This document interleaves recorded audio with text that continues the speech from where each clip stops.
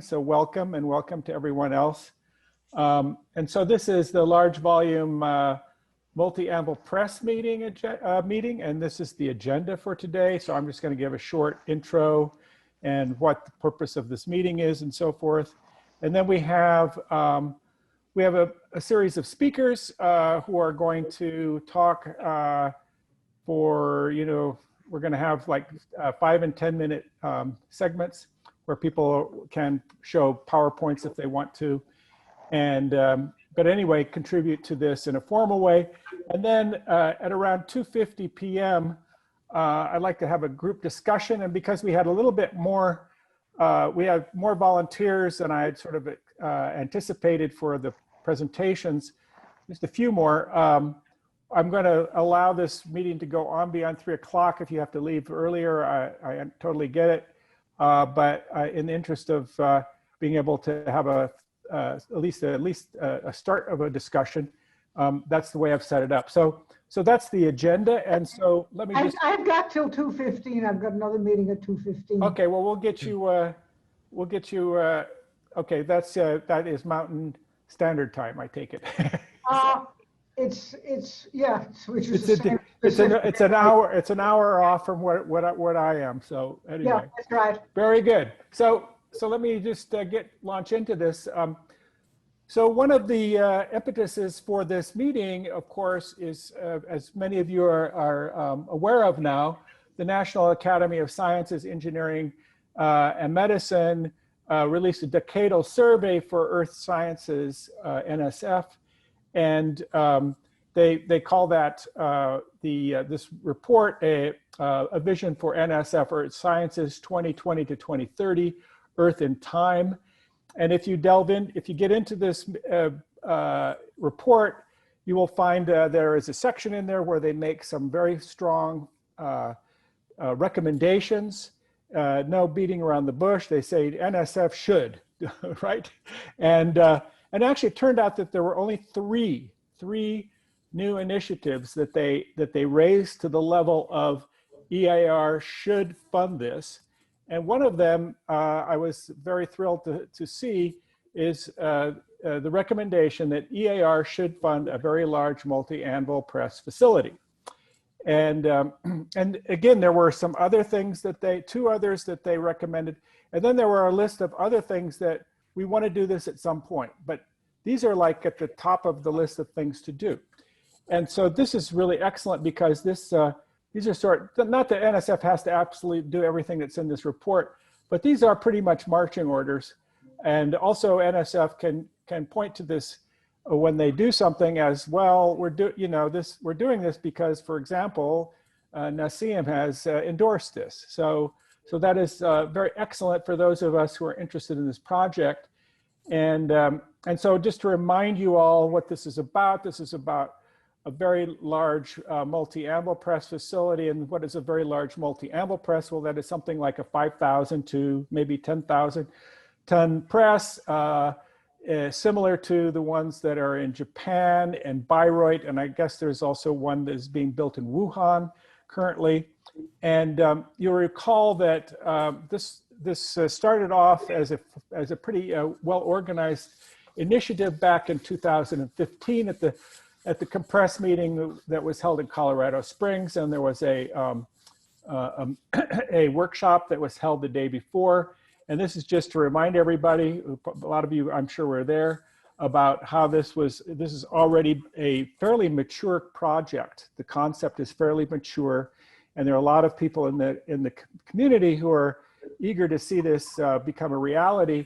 And so here we are 5 years later, it still hasn't become a reality, but now we're starting to see a glimmer of hope that this actually can happen. And along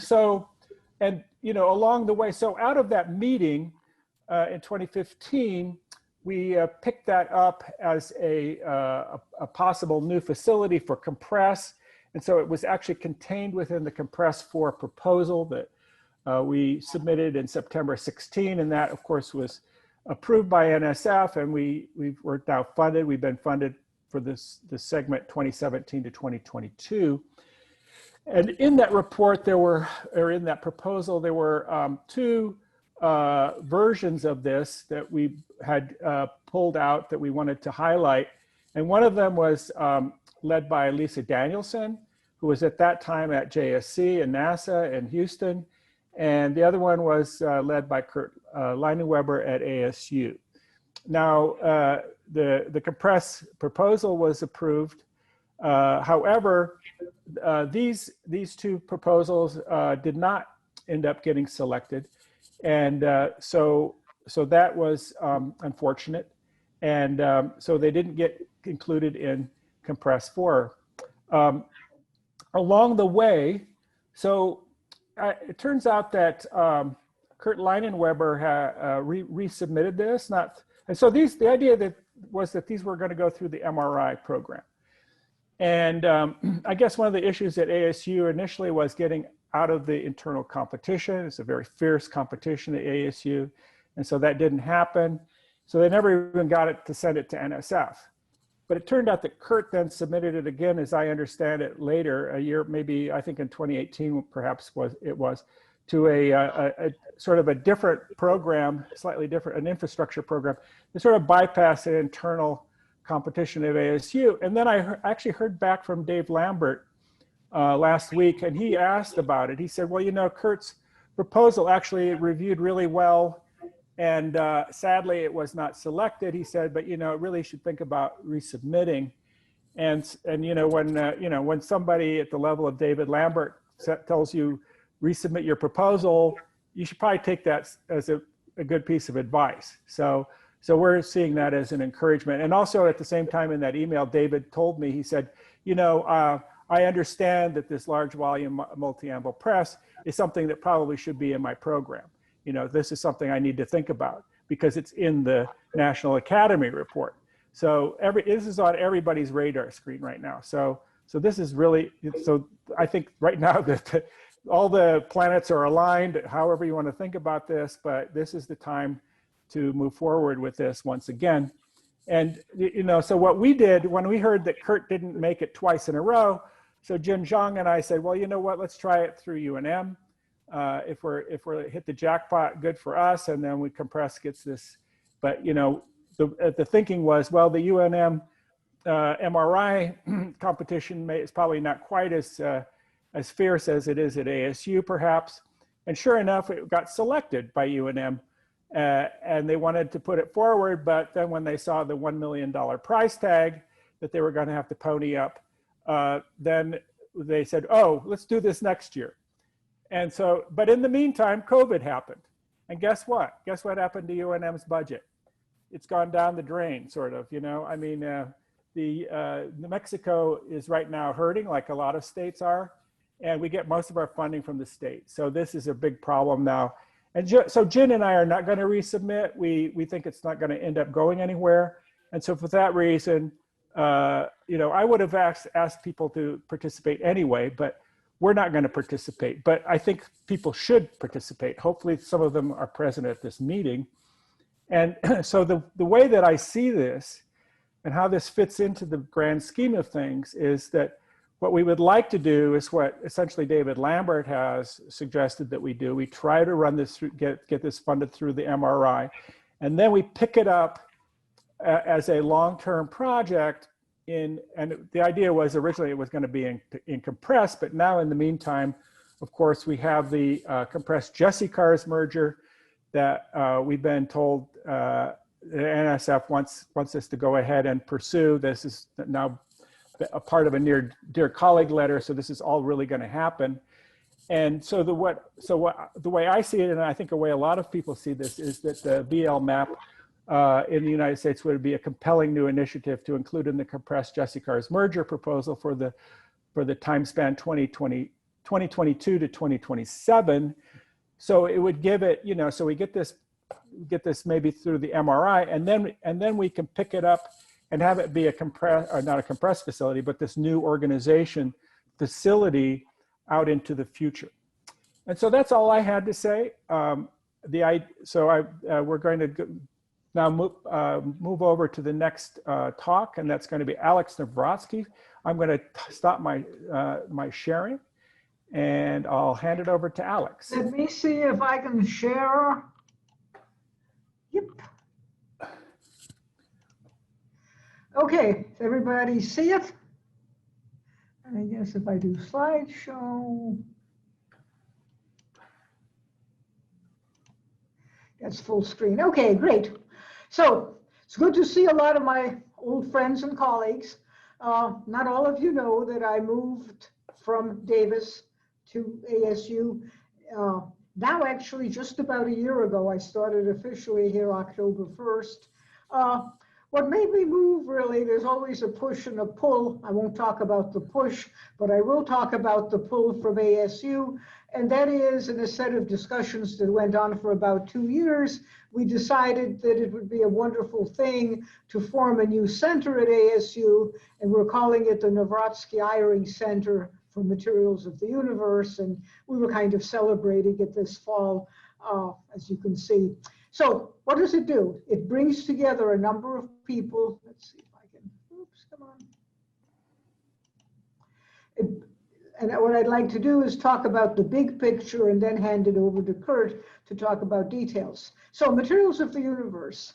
We maintain that planets in our solar system and throughout the universe are the biggest inverse problem in material science. An inverse problem in the sense that instead of saying we have something and we want to know its properties, we have some properties and we want to know the something. And it's absolutely fascinating to get out of our geocentric, geotherm-centric thinking and think about the huge variety of chemistry, physics, materials that must exist in the universe. And that is going to take a collaboration between planetary, everything from astrophysics to planetary science to geochemistry to material science, chemistry, physics, etc. And this center then will build on the tradition of the interaction between all those contingents that's been strong at ASU all of these years. So we've established MOTU. We have already hired a faculty member, Hongwoo Shu from Los Alamos, will be joining us in a little over a year. I think a number of you know him. We have are setting up a thermochemistry laboratory. I have 2 semi-permanent staff members, research professors, Sergei Ushakov and Kristina Lilova, and we hope to have other faculty recruitments. I don't know about the ASU budget. We're still waiting to find out details, but Michael Crow is a perennial optimist and he seems to be able to do things, and we may be slowing down a little bit, but we're not stopping. So we want our new proposal to fit into the big picture of materials of the universe, and we're hoping that by looking at the big picture, we will stand a chance in the MRI competition. So we want to plan in a much bigger sense. We want to plan a collaborative, I don't have the exact name for it, but something that I might call an ASU collaborative for extreme conditions. We're interested from the planetary context and also the materials context in high pressure and low pressure, high temperature, low temperature, radiation fields, all sorts of extreme conditions for studying materials, for making materials, for finding materials that will help with space exploration and aerospace science, and so on. And the thought then is to involve the high pressure laboratory, the continuation of Depths of the Earth and Kurt's operation, extended with something like the 5,000 ton or whatever we're going to decide we get. Combine it with extensive characterization facilities at ASU so that we are the sort of organization that people can come in and do experiments, but they can also do a lot of characterization of their materials. For example, by our new evolving X-ray laser facility, which gives tremendous time resolution on chemical reactions. For example, of course, with our traditional electron microscopy, of course, our thermochemistry laboratory and so forth. And we anticipate having internal and external users. We have to sell ASU on the notion that we have enough internal users. So we have certainly more than we had a couple of years ago. And we want to involve people, not just from earth sciences, not just from CC, the School of Earth and Space Exploration, but also from SMS, School of Molecular Sciences, and from engineering. And then the high pressure equipment proposal would fit right into this collaborative, which fits right into Materials of the Universe. And I will hand it over to Kurt now, basically, to continue with some details. I would say that we are not completely certain as to what we want to do. We may very well want to get 2 presses because, in fact, if you look at the ranges of equipment, it might be useful to get something for the very high pressure range, but also to get something for the moderate pressure range so that we can make large samples over a wide range of pressures. And with that, I will hand it over to Kurt.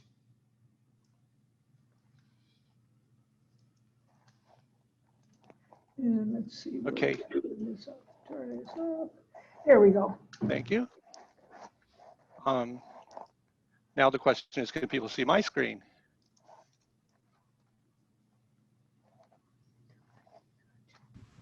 No. No? Okay, hold on a second. Share. We're all getting better at this. Practice makes perfect.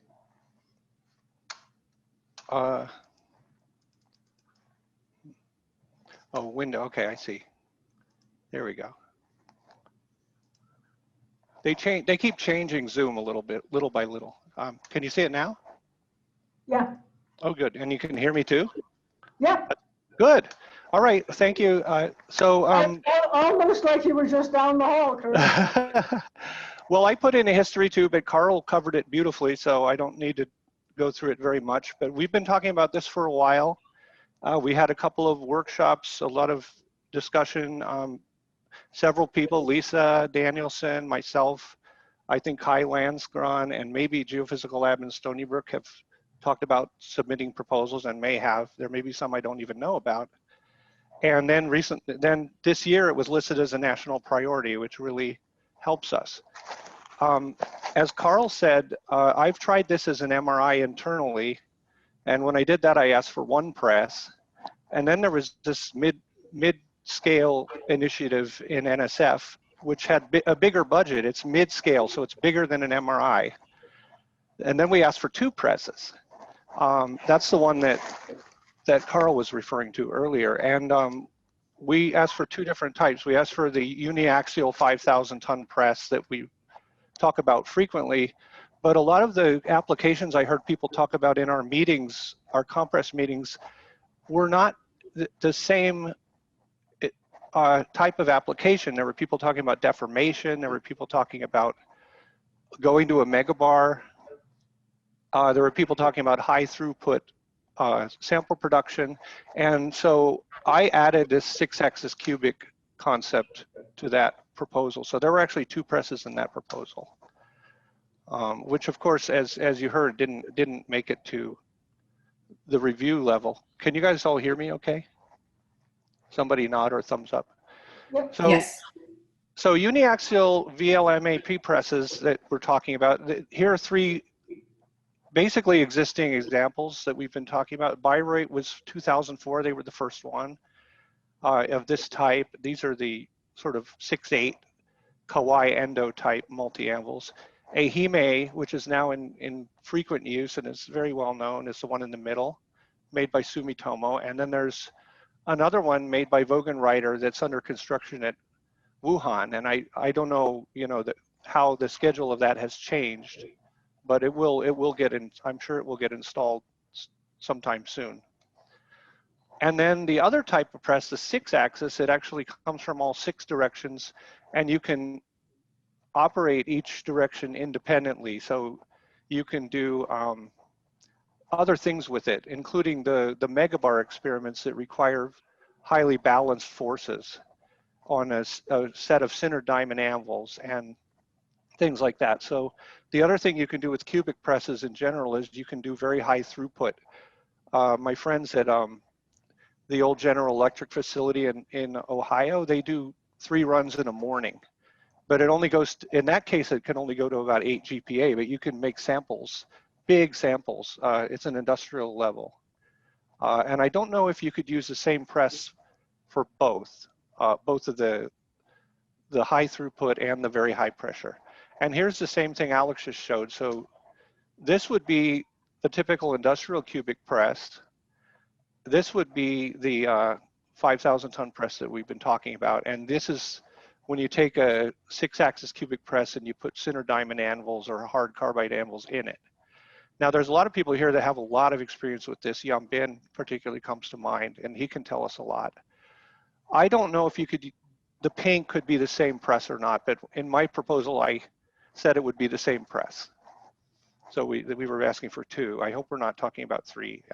Anyway, that looks like it. So the question was, which kind do we want? And when it came to the mid-scale, the answer was both. I don't know if that's true for the community. We have to talk about that. And then the other question is, do they go on beam? You know, this one in particular probably needs a beam line. I'm sure everyone would agree with that because there's too much unknown, too many unknowns in that range. Thank you. Okay, that's it. Carl? Right, so our next speaker is, I think Yanbin is next, right? Yes. Yeah, and so we'll hold the questions until later. Lots of interesting stuff, but let's just have the presentations and then we'll have a wide open discussion afterwards. Right. Can you hear, can you see my screen? Yeah. Yes. Yes. Okay, great. All right. Thanks, Carl. Thanks for organizing this. So I want to jump back a little bit, starting with I guess, an assertion that I have. That is, when we talk about studying physics of Earth materials or any planetary materials, one of the very important approaches is using the large volume press. This is the technique that relies on what I call material science approach. And so we start with this. Let me get the laser pointer. The famous material science tetrahedron here. So typically you characterize the structure of a single phase or multi-phase material. You measure the property of this material and you using processing so you can fine tune the microstructure and do many different things. And eventually you look at the performance of this material. In earth science or any planetary science, what we do instead of processing is we simulate geodynamic processes. This process will change the microstructure, making the fabric and doing different things on the ensemble of minerals in Earth or in planet. And then eventually what we want to get out is the material response. So how we can predict how the Earth works or how the planet works. And hence it's very important to have a large volume press on this. That is because when we talk about the universe, all the planets, the parameter range is wide, very, very widely. So not only pressure, temperature, we also worry about stress, strain or strain rate, and time scales and length scales. And these things, we need very large presses to be able to connect from laboratory experiments to the planets. So I want to also talk a little bit about history and also the lessons we can learn from the history. So if we focus on very large multi-anvil presses, I call the early development the giant presses of version 0.X. These are huge presses, 50,000 tons or 30,000 tons developed in this 60s, 70s back in the last century. But most of them didn't really work that well. So eventually they're basically all decommissioned. That is because material properties, steel or carbide, do not really scale with the length. So there's a limitation in developing this large, depending on how large you mean by large. And then version 1.x, the tonnage generally converts to 5,000 tons or so or below. You have smaller presses, but we have a few 5,000 ton presses that still work today. However, I think for one reason or another, these presses are generally also limited to about 3,000 tons or so. the reasons are not so clear. I think there may be certainly the availability of tungsten carbide second stage anvils is one major issue. There also could be some issues about design problems with the large press. And then along the ways, we have these all 6 RAM machines that Kurt talked about. So I don't want to talk too much about that. I had some experience working at J-Park, the neutron source, with a 6 times 500 ton press. It seems to be working pretty well. And so I think for beamline performance, this kind of a geometry appears to be promising. So the next version would be the Ehime 6,000 ton press and the Wuhan 5,000 ton press. I have a photo of the 5,000 ton press made by Folgenreiter in Wuhan, which was installed last year, but then installation has been halted because of the pandemic. So this is an interesting design because it consists of 2 modules. So the blue side on this side is the typical kawaii module compressed along the 111 axis.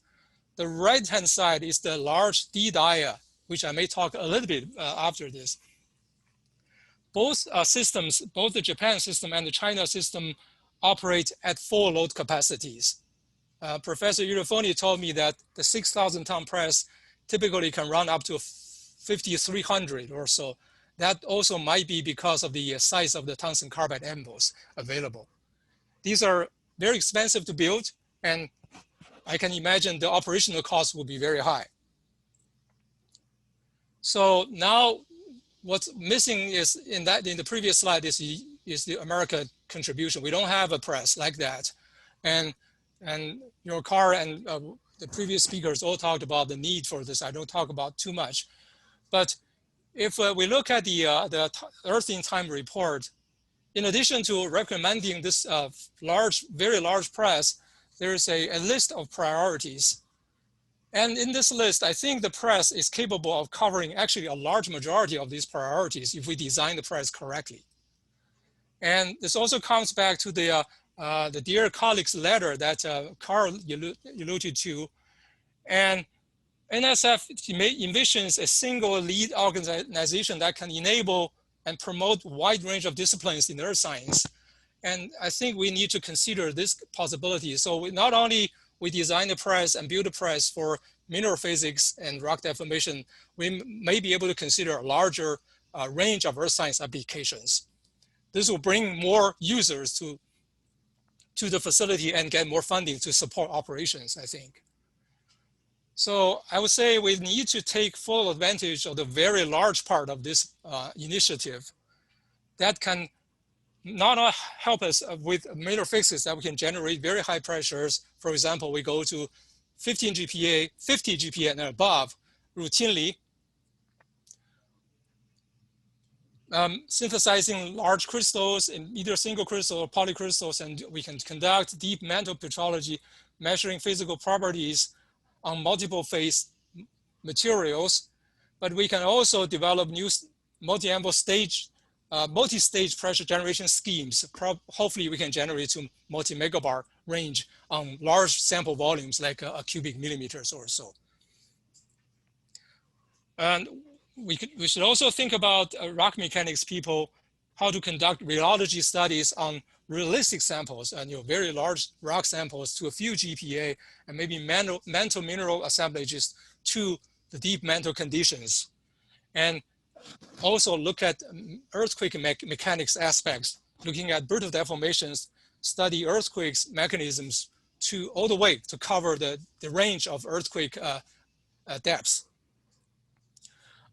And in addition to that, I think there are also opportunities for us to actually collaborate with petrology and volcanology people to simulate crustal and upper mantle processes on these real rocks.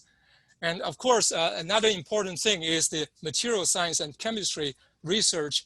The Ehime group has been providing the scientific community with nanopolycrystalline diamonds, NPD. These products are very useful for beamline operations. It's a very good window material.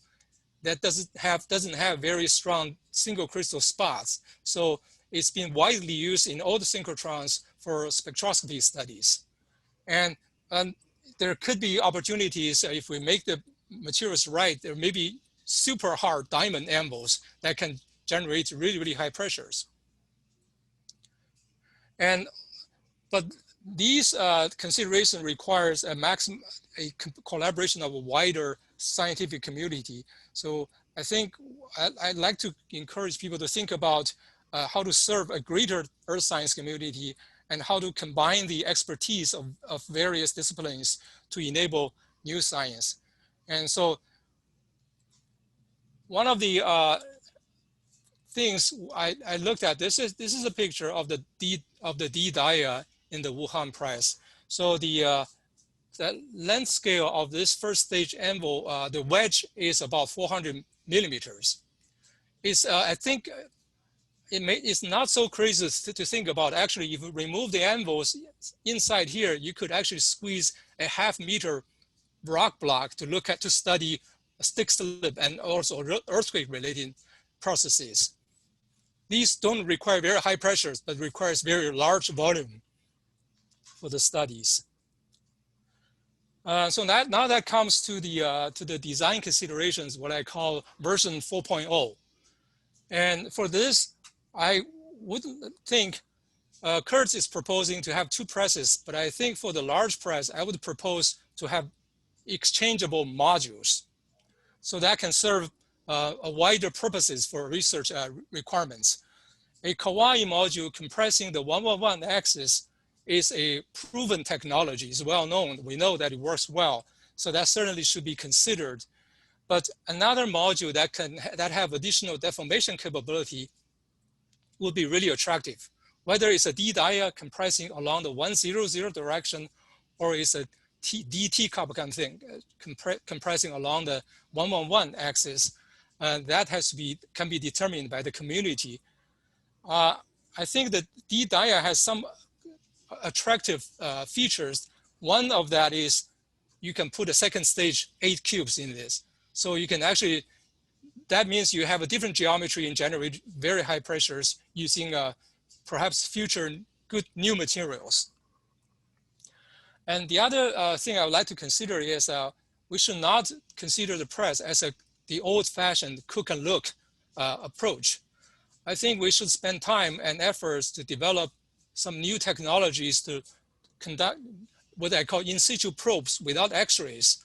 We already have some, right? We already have the ultrasonic velocity measurement probe. We have the acoustic emission probe, measuring electrical conductivity and thermal conductivity, and so all of these things. I think the challenge is how to develop new techniques. For example, how do we measure sample length without X-rays? A lot of rooms for inserting advanced technical devices so we can conduct some measurements like that. With this kind of development, I think that it may open new directions in the earth science research. In terms of integration with synchrotron, it's a very, I agree with Kurt, I think it's a very important aspect of this initiative. Either a larger press that then we currently have or a 6-axis system would do the job. And these studies in the synchrotron actually will provide useful guidance and maybe additional information to the very large press. But I want to emphasize that if we have a press like this, we should definitely put it at an end station in a powerful synchrotron source so that the press is accessible both online and offline. So people can use that if the beam time is available. If it's not available, they can use that offline. I want to spend a couple of slides talking about some our initial developments using the large D-dia 30 that we developed as a basically jumping board considering future applications into the very large multi-anvil presses. And the D-dia 30 was jointly sponsored by J.C. Cars and COMPRES several years ago. And it works in two ways. It's as a double stage 6-8 geometry. It generates a quasi-hydrostatic pressure to about 50 GPa. And we've been working on the project called DELV. That's a COMPRES sponsored project. It also can be used as a deformation apparatus with acoustic emission and acoustic velocity probes to look at material behavior. I will talk about a development that we have on the large cell assembly, which is a 22 millimeter cube on a 16 millimeter truncation size. This cell can deform a sample that's about more than 6.6 millimeter in diameter and 12 millimeter in length. And so we conducted some experiments at about 4 GPa at 900 degrees in the 1,000 ton press. We were able to monitor strain during deformation by scanning the press using X-rays.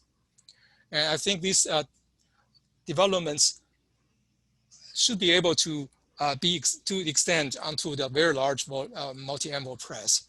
Here is a drawing of the second stage D-dia anvil. So we have smaller anvils as a second stage, and then we put them into, we have this cell assembly put together, and then we just basically put in the D-dia cavity in here, and we do the deformation experiments. So you should probably wrap up. I mean, I'm fascinated by these slides, but we're going to have to, if you can hurry through this last Yeah, one. I have 2 more slides. Okay, if you can do that just briefly. Okay. Yeah. So here's a deformation. Here's a pressure generation using Sumitomo sinter diamond anvils, 14 millimeter sinter diamond anvils. And we were able to generate about 35 GPa at room temperature, but as you heat it up at 1400 degrees or 1500 degrees, we get to about 1500 Kelvin, 50 GPa at this temperature. And what's actually surprising is that we've done up to about nearly 10 experiments. We haven't had a single failure on these anvils. And we conducted deformation experiments from using Harry Green's sample collection. Here's a large sample, 12 millimeter in length. And during the transformation from olivine to spinel, we were able to monitor the acoustic emission events. So in this particular run, we got about 4,000 events, and you can see the activity peaked around here and then dropped. And so we measure the stress at the peak, and after the drop of the peak, you can see the stress dropped by more than a factor of 2. So the sample failed. And in fact, if you can see after the experiment, this is a tomography image of the sample. You see this large through fault, and very clearly the sample was faulted during phase transformation. We were able to locate the largest events, about 500 of them, all within the sample. So these kind of developments, I think, can be readily extended into the very large press. I want to leave this slide off. This is the last one. I think in the traditional, in the past, the development of LVP have played an important role in high pressure science in general. We have different zones covering different volumes, different probing capabilities, working on different science. With a very large press, I think these zones in both pressure and temperature range can be significantly extended. That's it. Thank you. Yeah, that was really interesting and lots of food for thought there. So hopefully we can come back to that. Or I am anticipating actually maybe we're going to have a follow-up meeting because this is all, looks like people are very excited about this. So let's go on to the next speaker. That's Faye from Carnegie. Faye, do you have your, you're going to present some slides? You're muted.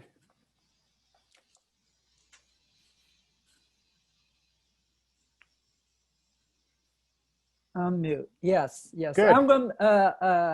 You can hear me, right? Yep, we're good. I'm going to be very brief. Really trying to get some discussions going. And thank you for organizing this. And I'm really excited about this possible opportunities. And Yinping's already covered lots of ground, so I don't really want to repeat and some of the stuff, but I do want to bring some point for everyone in the community to think about what is this large volume press for, because there's lots of things you want to do. The more things you want to do in one press and become really challenging. So really we need to think about what a special niche we need this press, be able to perform, and what the science, and set up a science and technical goals. And obviously, Alex already talked about some material synthesis, and personally, I'm currently interested in synthesize large high pressure examples for dynamic compression experiments, and eventually you can think about lots of things to do and for high pressures. So that's really important to think about the technical goal and because there's a trade-off as a bigger press you're going to build, and the operation cost as one as the put through productivity is going to be low.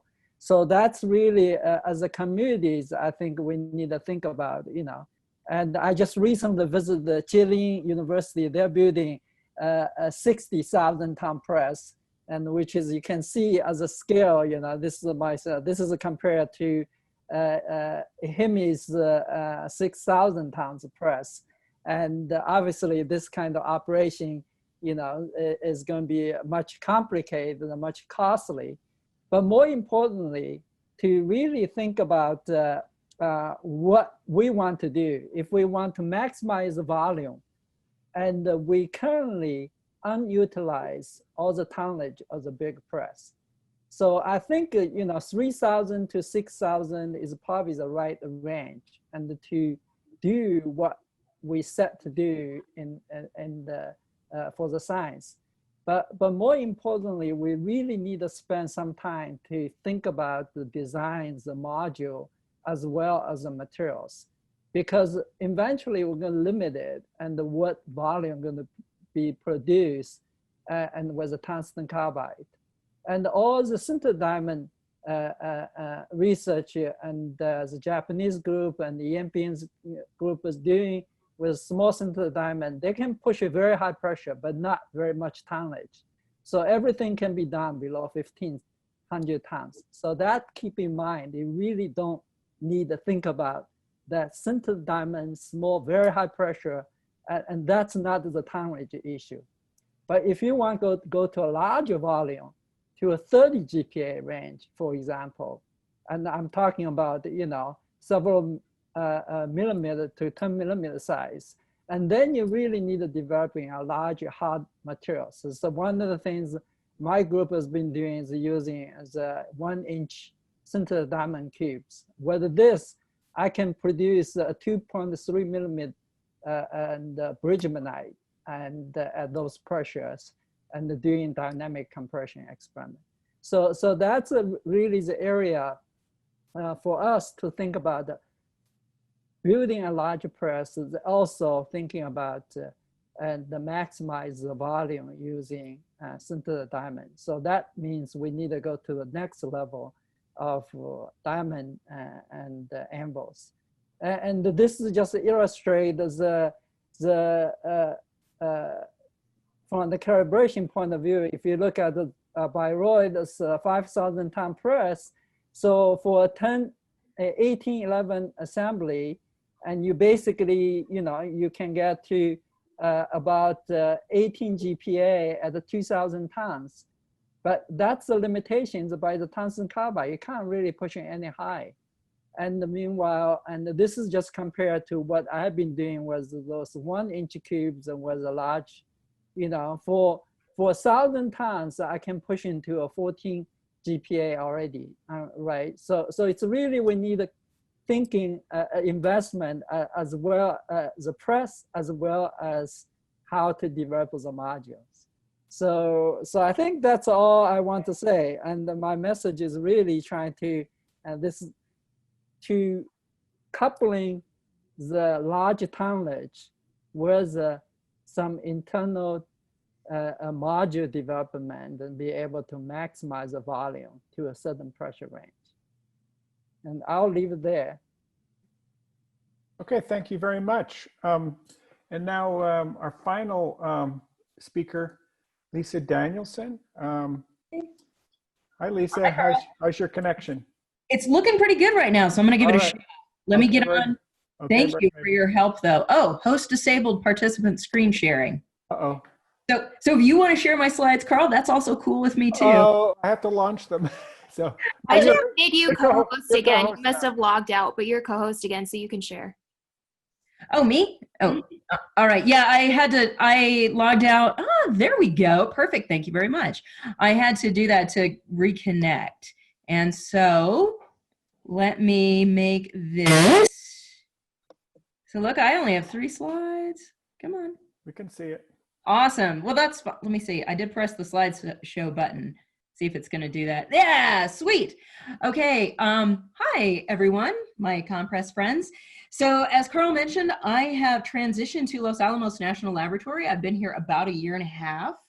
And the work that I'm currently doing is only really a small fraction in scope of NSF and COMPRES relevant work. So I wanted to come in and talk about a bit of a different kind of perspective on what we want to think about and frame our discussion, which is really more of the strategic and facilities planning and costs and some lessons learned. Before I get started, do we have anybody from a program office? Do we have NSF program or NASA or any program officers with us on this meeting or no? I don't think we do. Okay, that way I could give them a chance to say something in case they, I'm not recording. yeah. But anyway, my role here at Los Alamos is the NASA Program Manager for Discovery, Science, and New Missions. So as you can see, this is a little bit different. And I still have close connections to NASA. And I think Kevin Ryder's on here. So I will, of course, invite him to jump in at the end and correct and augment anything. So I wanted to give you all a sense of this is how I structured the project, just to remind everybody. I was also going after the awesome Bug and Rider press that Jan Vin helped to design. And in fact, I will point out your idea about we should have modules that are interchangeable, not just the 2 that are presented in this press configuration, but in our facilities plan, we deliberately chose a spot that would have an overhead crane that was capable of removing modules in case we wanted to do future development that had different techniques and different modules. So the way that I structured the project, just to give you all a sense of cost, was at about a $4 million level total. 2.6 million of that was that press, just the press purchase. And it turns out that that was the hardest part of getting this project to move forward, because it's a single outlier of dollars that has to come from one source that it's just really difficult to do. Now, something that you really want to think about is your facilities costs, of course, because that $4 million did not include really any renovations. At the time, this was all when I was at NASA Johnson Space Center and I was a Jacobs contractor. At the time, we were planning on just putting in that renovations cost into the Ares budget where we were already doing a ton of renovations. So we didn't have to have a separate cost that we would then request externally at that point. So then I have a few items of one of the things that I did. So the rest of that cost, of course, is FTE and materials. And materials, that's just the startup. Now, ongoing operations, I think we should really talk about that and think about those costs. They're probably at least $1 million a year. So this is really important. You know, Steve in the text box said NSF was at the $2 to $3 million mark, so we can buy more than one press. I don't know if that's realistic. I mean, Kurt, you probably have quotes for additional presses. And by the way, I think we should get all the presses. So, you know, that we may have to think about that in terms of what is realistic. Okay, so some of the things I did, I submitted to the NASA PME, and I'm going to talk about that in the second and last slide, for 2 years in a row, for basically mostly that $4 million cost that I have at the top there for the purchase of the press, for FTE, and a little bit of materials. Another thing that I tried was an internal Jacobs call that was an innovation call I basically tried to get the Jacobs company, and this was a company-wide thing, to just buy the press and said, okay, we'll figure out the rest of it later. But then they decided that they didn't want to invest in that because it's a lot of money and they only wanted to cap that.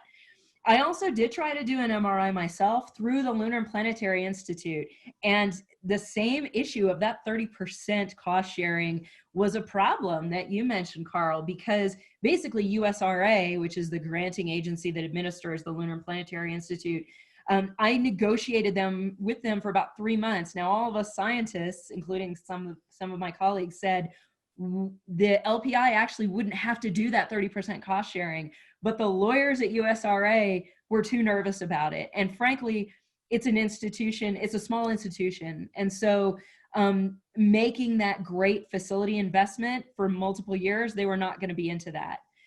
And then just generally, there was a community use survey, there's consensus.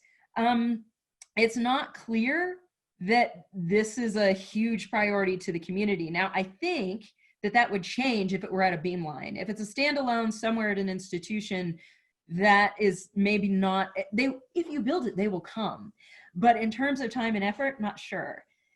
Okay, so let's talk about NASA. So I got my picture of visiting the Vogelrider factory too, Jan Bennett. That thing is really awesome. We need one.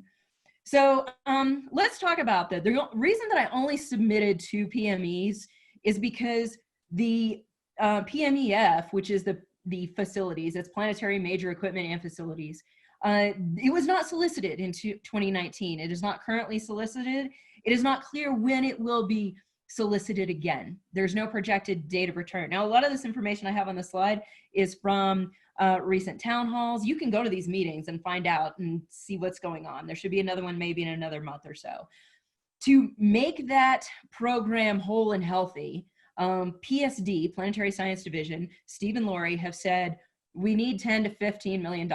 The entirety of that program is only funded at the $1 to $3 million mark in the past, which means that it was a huge ask to say, can you spend your entire budget on one instrument at one facility? Right now, if you want to do an appended PME to a different science proposal, your cap is $200K. So the other thing to think about, and just awareness in terms of how we want to spend our time and energy and what we want to go after, the entire RNA budget is in a shortfall of $10 million for a variety of reasons. And that is a critical issue right now. The selection rates for proposals are down, competition is tough, it's a tough time. And not only that, on top of that, we have the whole pandemic situation that, is no fun for any of us. The amount that was requested for supplements and deferments that have an unknown impact right now on the total RNA budget and what the health of that is going to look like for the next 5 years is what I have here on the slide. There's $28 million available.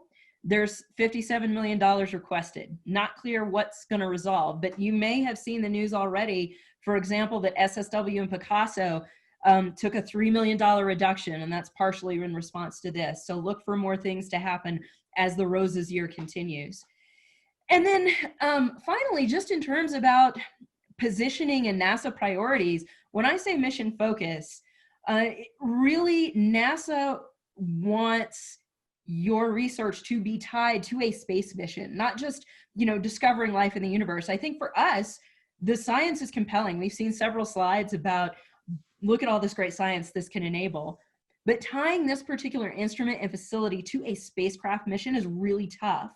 And I can tell you from the number of conversations and the workshops and meetings I've attended and talked to program officers, they just don't see that connection. Plus it looks like it's going to be owned by NSF. So probably they might not do it. Other ray of hope, and this is our final, ray of positivity, the NASA decadal survey is in progress. They just announced the steering committee. The subpanels have not been finalized or stood up yet or announced. So there may be a chance. If you get a chance to be on one of these panels, see what you can do, see how you can influence this process. I think there's a lot of opportunity to do some funding in terms of things down the line once the facility exists, run costs or other things that could be attached to NASA proposals, if not the instrument itself. And with that, I will transition us all into our fantastic discussion that we are going to have. Great. Thanks so much, Lisa. That was a very interesting perspective. And yeah, so we're only 4 minutes behind schedule. That's excellent. Thanks for everyone. Those are some really good presentations. And so let's start the conversation. I think everybody can chime in unless it becomes a complete cacophony. I will allow people to just chime in as needed. But you know, one of the things, one of the reasons why I scheduled this meeting right now is because you know, the MRI schedule of events is basically starting already next month for most institutions. And so, for example, here on campus, our internal competition has a deadline of October 8. And I don't know what it's like at other places, but it's probably similar. And so the question is, are we going to have one or more proposals already this round? You know, I hear all of the interesting options, and it's kind of mind-boggling and bewildering. You know, how many presses and all of this stuff. And so that's making me worry a little bit about rushing into this. On the other hand, I like to strike while the iron is hot, and the iron is hot right now. The NASEM decadal survey just came out. David Lambert is asking me, are you going to resubmit? Or not me, but you know, Kurt or somebody else. And so I think it's probably a good idea to really seriously consider putting in one or more proposals. And so, you know, and I know a lot of people are, you know, we don't have to, you know, people don't have to volunteer right this minute, but this is one thing that I wanted to bring to everyone's attention. And, you know, it's up to everybody's, everybody to figure this out on their own with respect to their home institution. Now, having said that, we had talked also about putting this on a beamline. And so, you know, Mark Rivers and I had talked a little bit about this. He's saying, well, you know, that really big press, that's going to be hard to fit on a beamline, unless maybe you put it out in the backyard of NSLS2, you know, and sit it out on the lawn there someplace and run a tube to it. But in any case, I'm going to leave the discussion open for people to go ahead and talk or ask questions about what we just heard about. And but that is the main reason that I called this meeting. I think it would be really good to have a follow-on meeting, but on the other hand, the calendar is tight right now with regard to the upcoming MRI. So that, I think, is the first thing that we need to be thinking about is anybody going to put in an MRI? It might make sense to have a couple of them in.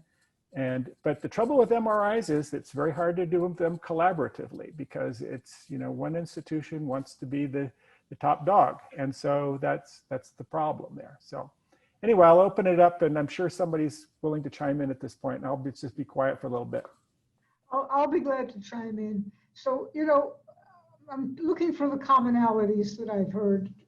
And I think one commonality that I've definitely heard is that there needs to be a press and a beamline. And that makes a lot of sense. Exactly what that press is and exactly how it's managed, I don't think we know yet. I'll take the two press idea still and fly with it in the following direction, that if we have one press and a beamline and one press in a university setting that makes it easy to use with other characterization techniques and with people coming, then we could potentially be really sort of multifaceted and interactive. How one fits this into an MRI at the moment, I don't know. How one fits it into COMPRES support, into getting the community together. But the notion perhaps that we go for something at a beamline and something in I shouldn't even say university, I should say more academic-like setting that would be complementary, with the academic setting probably aimed at more at synthesis, and the beamline setting aimed more at in situ experiments. I could see a lot of sense in that.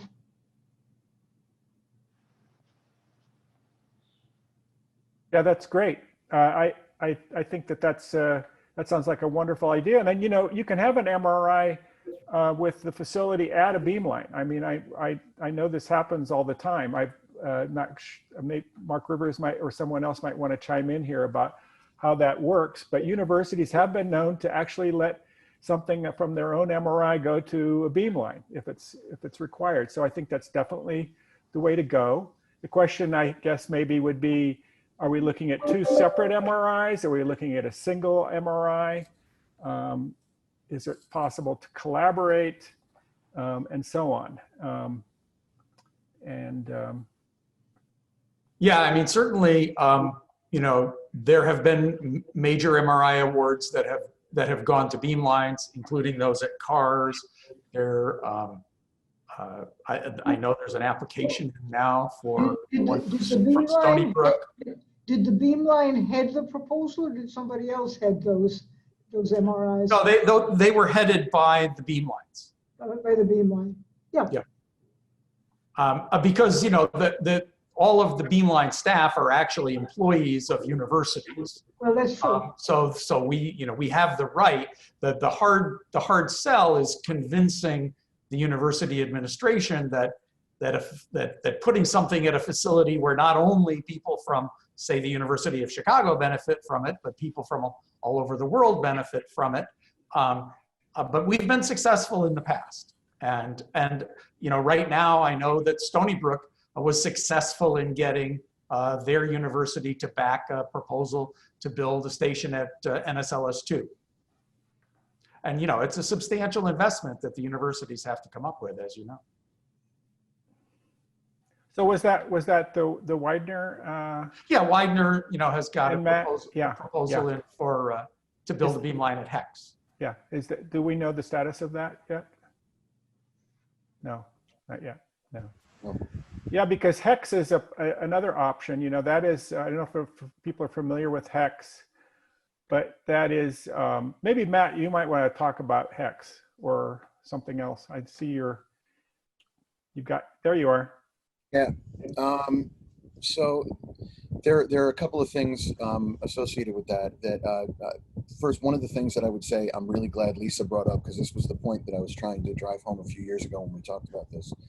The operational cost of a large press like that is much closer to $1 million a year. Like when the one that Irifune has at Ehime has an anvil budget of over $1 million a year just for that press, and he has like 4 other presses. So that's just consumables, not counting things like cell assemblies, not counting the person who runs it. So when I saw the numbers that Carl, you had put up at the very beginning, that will run the press for about 2 months out of the year. Yeah. Is what you have there. Yeah. So that's something that we definitely need to keep in mind. If we look at the installation of something like this at Hex, that's going to require construction of a building. So we're not talking about $3 or $4 million anymore. We're talking about a significantly greater investment. Matt, I would venture to say anything that large, any beamline will require the construction of something new hush or new building or something in order to make use for that. So we're talking about a significant additional investment beyond just the press.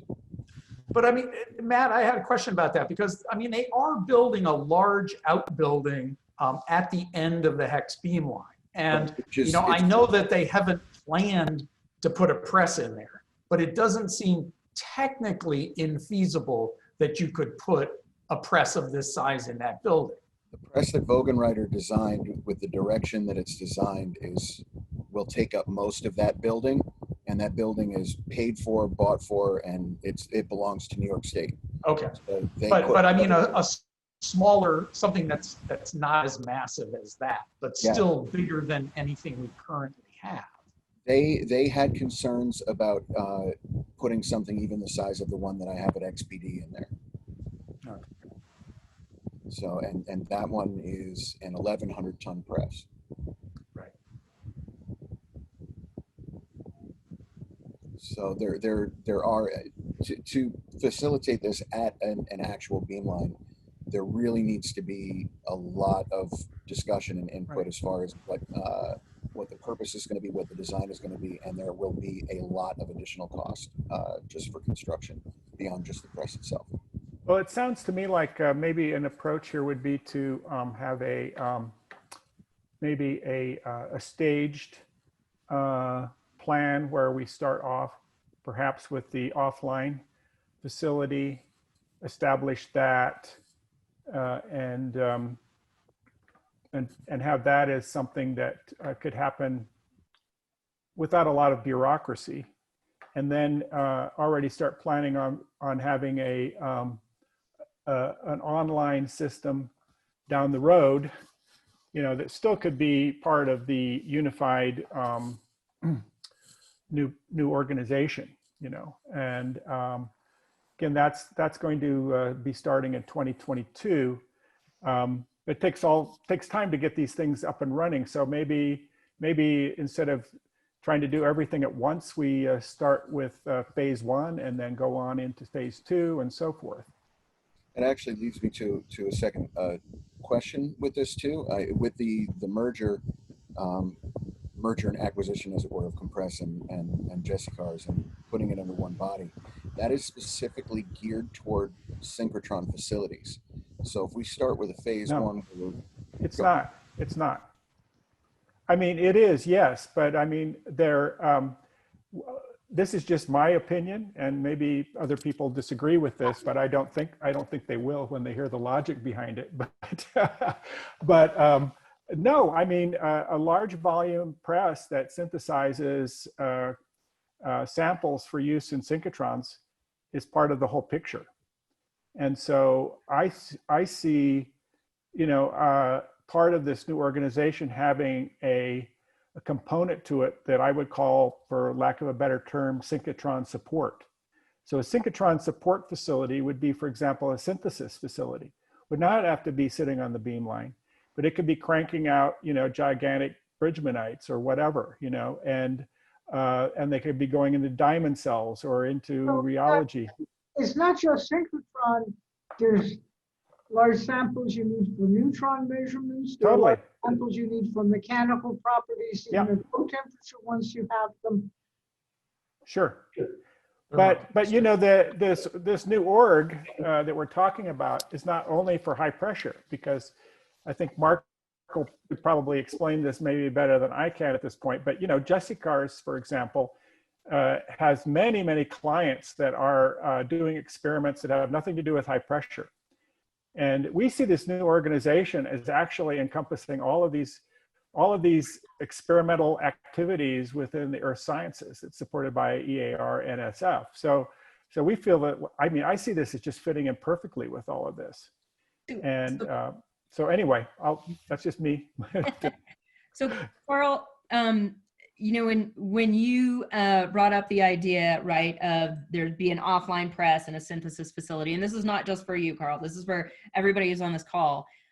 We just talked for a while about the proposals that we've all tried to do, and I think every single proposal that we've talked about, at least in the last 5 years, has been for that offline press facility. So what can we do differently to be more successful, or what has changed? Because raise $1 million. Yeah. Well, what has changed is that there's a National Academy report that says this should be a top priority for science. So if exactly. We submit, so thank you, Mark. So you're saying, so if we submit to MRI, they have to take this a little bit more seriously. Oh yeah. Okay. Yeah. Like ironically, I could buy this thing tomorrow at Lanol, but then it wouldn't be an overuser facility. Yeah. Yeah, no, but I mean, when David Lambert sends me an email and says, "Are you guys going to resubmit this because this is now on my radar screen?" That is like telling us, you know, those are marching orders. That's how I'm interpreting. Well, I think we're very interested in submitting. You know, I see and I'm going to go in a minute. I see the argument is going to take a lot more time to get the synchrotron logistics sorted out. But the individual facility logistics, I think, you know, we need to strike while the iron's hot. I'm not optimistic that we will get through the internal MRI competition, but we're not real if we don't try it. And we'll have to find out what, you know, where Dave Lambert's money is, so he's saying the right things. So we want, I would say that in general, through Materials Universe initiative, although we don't have extra money in it, and through things we want to do, we're very, very interested. Kurt has the experience, so we'd love to continue working with everybody and see, what the best thing to do is. And now I've got to go and look at my lab construction that is underway, so I will sign off. I'd like to just make 2 points here, if I could. One is, because this is in the National Academy report, we should really take advantage of that and not think small in the sense of, I would like to see a proposal that went in to buy this and to operate it independent of COMPRES and Jesse-Cars, right? Because that's like new money, right? And given that it's in the National Academy report, there's some good leverage to pull to do that. Because if we say, oh, we're going to operate it out of the COMPRES Jesse-Cars, that's probably a fixed size pot. And we don't want to tie up that money supporting an offline press if we don't have to. The other thing I'd like to say is that with the MRIs, the last one that we did for our beamline was actually submitted by the University of Illinois at Chicago, where the competition for the MRI slots was significantly less than the University of Chicago. And we have a close collaborator there who was willing to be the PI. And we were able to contribute from non-federal funds at the University of Chicago to that match. In other words, the match didn't all have to come out of some dean's office at UIC. We had other sources of non-federal match. But even given that, we couldn't get a slot at Chicago, but we could get a slot somewhere else. So these are the kind of creative thinking that people should be doing.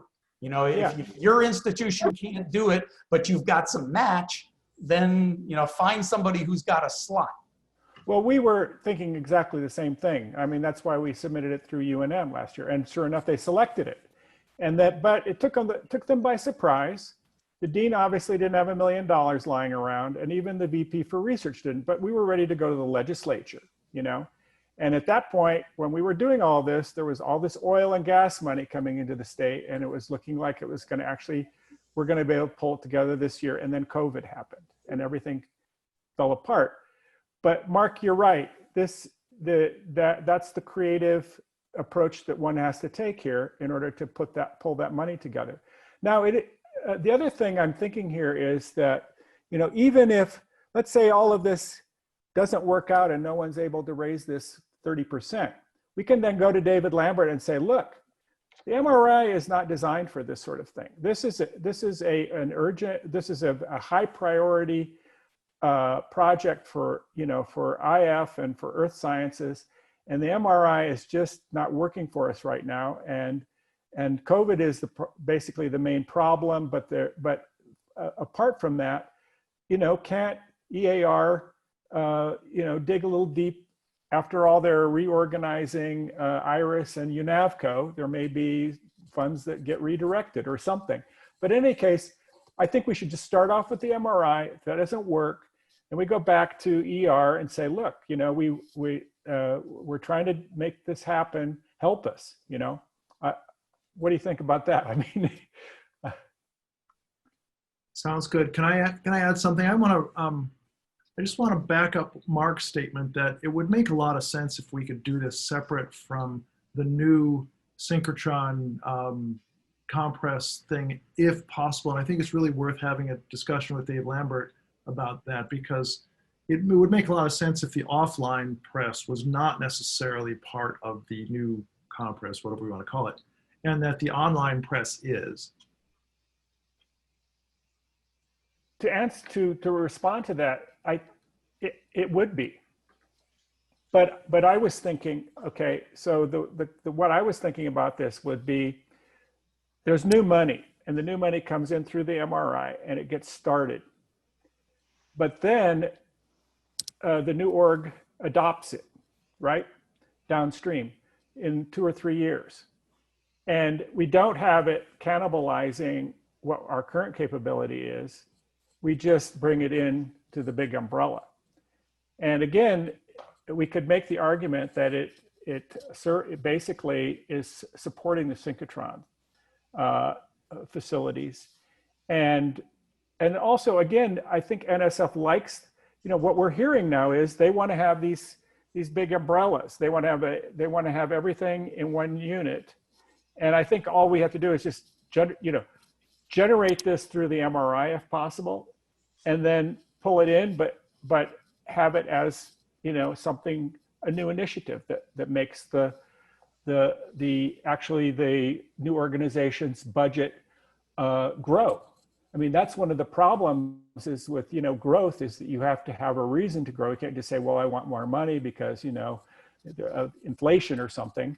That's a terrible argument to make. But if we say this is, part of this common theme here, I mean, that's how I was seeing it, not cannibalizing by any means the current capability of Jessie Cars and COMPRES. Yeah, I think we're gonna need to see what the solicitation says. If it's got budget guidance that is going to be restrictive, even compared to the sum of the current totals for the two organizations, then we're going to have to think very hard about taking on additional operating costs, which sound like they could be pretty substantial here. Or we have a conversation with Lambert that says, if this happens and we need to operate this in 3 years, can you provide us some assurance that the budget can increase to do that? Absolutely. All right. Okay. Anything else? Yeah, I mean, I just want to add, it's definitely, we need to think operation budget. It's not going to be cheap based on either you're using a large tungsten carbide or you're thinking about large sintered diamonds. Is all this, 52 millimeter cubes tungsten carbide is going to cost you about $2,000 a piece. For inch cube sintered diamond cube is going to cost you, $3,000 and cubes. So all those are going to add up, and plus the manpower to operate in that. So we do need to have a strategy, not coming out from the, this combined organization operation budget, and to support this new initiative.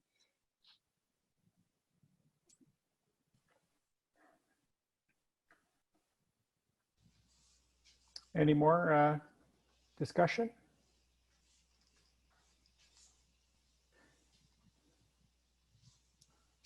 Okay, well, if not, we're now 17 minutes over time, but I think it's worthy to spend a few more minutes on this. I really appreciate everybody wanting to participate in this. I think we need to revisit it. I'm not asking people to tell me whether they're going to submit an MRI or not, but I would encourage the community to be creative here and people to take leads on this. We gave it a shot here at UNM last year. We came close. I think, if we had even multiple proposals, it would be excellent. Like I'm just thinking out loud here, a proposal from Carnegie, a proposal from Stony Brook, a proposal from ASU, a proposal from Chicago. I mean, this is what I'm sort of thinking. So that's my word. That's my encouragement here. That's proposal pressure on NSF. Maybe it is. I don't know. No, but I think that helps. That helps if they see a lot of proposals, and that's probably why it got where it is, was just because there were a few people asking for it. Right. Well, the reason why, again, I think we all have the National Academy report to thank for this. Mm-hmm. And believe me, this is something that NSF takes seriously. I mean, they paid for the report. EAR paid for that report. And so now they're going to, when they fund things, they're going to point at that report. I mean, I used to work for NASA, so I know how these decadal surveys work. They use the decadal survey to justify what they're doing. And finally, somebody says, why are you doing that? Well, the National Academy has it right here, on page 97. Yeah. This is what we're doing.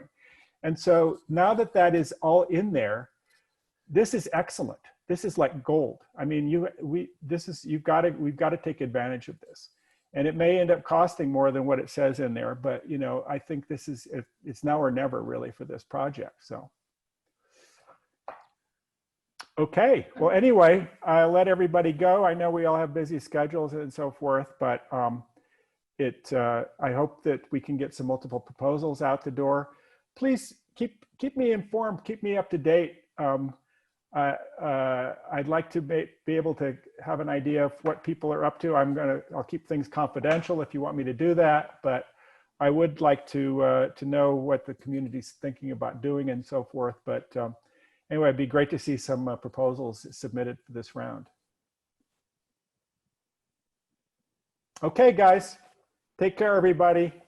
Great seeing you all. Bye. Yeah. Take care. Thanks so much. Bye-bye.